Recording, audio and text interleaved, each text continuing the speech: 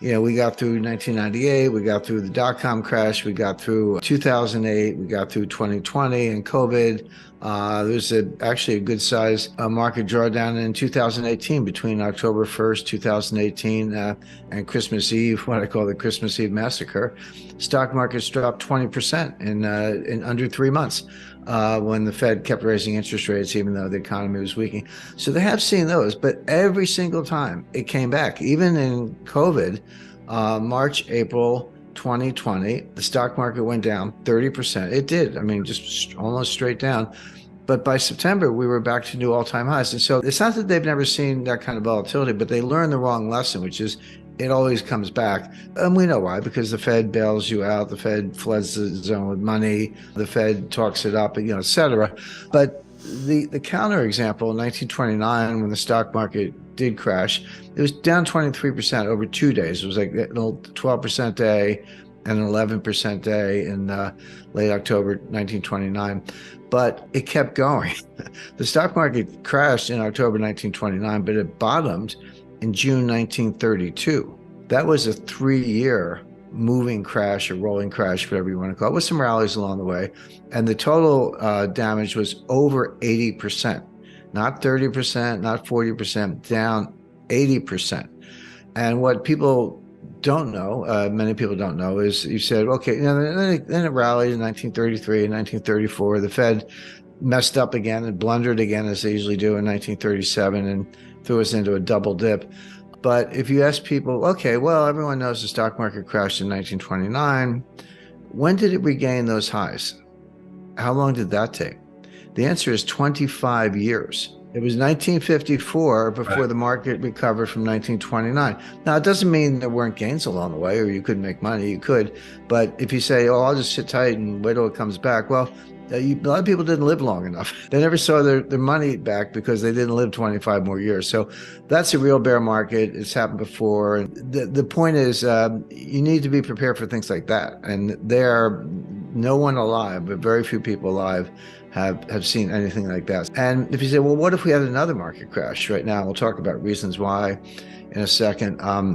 Why couldn't the Fed just come right back in and, print some more money and do the same thing over again and bail out the new failures, whoever they may be? You can just kind of keep bailing things out. Why not do it again? What's the big deal? Well, the answer is each bailout is bigger than the one before. And that's the point. You can go all the way back 1994, Mexico, 1998, Russia, LTCM, 2000 dot-com, 2008 Lehman, 2020 pandemic. And they do bail out, but each one's bigger than the one before. I mean, we threw out $6 or $7 trillion of new debt on top of a $1 trillion a year baseline, $7 trillion in new debt to kind of dig our way out of 2020. So there's a limit. There comes a time when it's like, hey, this bailout is going to be 20 trillion, sorry, that check's too big. We're going to have to let some things fail. So what could happen? The first thing on my list is we're heading for a very severe recession. I just want to kind of explain briefly the dynamics of that.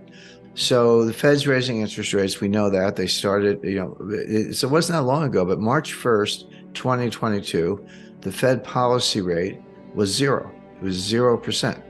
People remember Paul Volcker. Oh, Paul Volcker raised interest rates to 20%. Well, he did, but so far Powell hasn't raised them as high. But he's raised them fast. I mean, even when Volcker was working his way to 20%, it took 3 years, from 1979 to 1982. So Powell's plan is clear because he's told us. He said inflation is job one.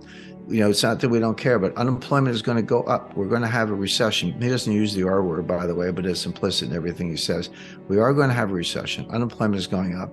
And too bad. It's kind of too bad because we got to get inflation under control. And so the Fed is in search of something that they call the terminal rate. What's the terminal rate? The terminal rate is a rate that's high enough to bring inflation down on its own without further hikes. So it doesn't have to be higher than inflation. It has to be high enough to cause inflation to come down to the Fed's goal of 2% without hiking more. And when they get there to that terminal rate, they'll sit tight. They call it the pause. And the pause could be a year. And Powell said this, again, this is right out of his script. So Powell's in search of the terminal rate. By the way, if you said to me, hey, Jim, what's the terminal rate? I would answer truthfully. I would say, I don't know, but neither does Jay Powell. Jay Powell doesn't know what the terminal rate is. He's kind of saying, we'll know it when we see it, but we're not there yet, and we're going to keep going. And they have what they call the DOTS, silly name, but the members of the Board of Governors and the Federal Reserve Bank presidents give estimates, or their estimates of unemployment, inflation, growth, and interest rates for the next 3 years. And they put them as dots on a chart, so they call it the dots. And then, Wall Street gets the dots. They do a central tendency and regressions and all this stuff. One of the top Fed insiders, like, practically sits in Jay Powell's lap and has all the way back to Bernanke and Yellen, told me personally, he said, inside the Fed, they regard the dots as a joke. They're not better than guesses. Their forecasting ability is dismal. You or I would have better forecasts, and they wish they could get out of it, but they don't know how. So that's the truth. But the problem is, Wall Street and the financial media and the talking heads on CNBC, they want to talk about the dots, and it does affect market behavior. So even though it's a joke, even though the forecasts are terrible, you have to pay attention because it affects the markets. And if you're affecting the markets, you're on the wrong side, you're going to get run over. So I look at the dots not because I put weight on them as predictive analytic tools, but because the market pays attention. The market says, hey, inflation is already coming down. And so the market says, hey, you did it. You're already there. Inflation is coming down. Why don't you stop? And by the way, you're going to get the message. The economy is going to be slowing down. Inflation is going to be coming down. And then you're going to cut rates. This is the famous pivot. Whenever you hear of the Fed pivot, that's when the Fed turns around and starts cutting rates instead of raising them. And that'll be just in time, and growth will slow, but it won't be too bad. And we'll come in for a soft landing. And this is the Goldilocks scenario. So again, typical Wall Street, get the pom-poms out. The Fed's going to cut rates, and so buy stocks. That's all Wall Street knows, is buy stocks. But the conundrum is inflation coming down because the Fed is still hiking? Or is the inflation coming down because they're at the terminal rate?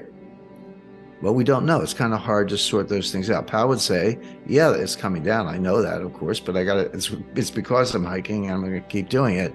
My view is, no, you actually did it. It's mission accomplished. You just don't know it.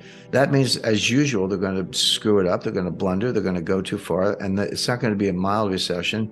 It's not going to be Goldilocks. In this version, Goldilocks gets eaten by the bears.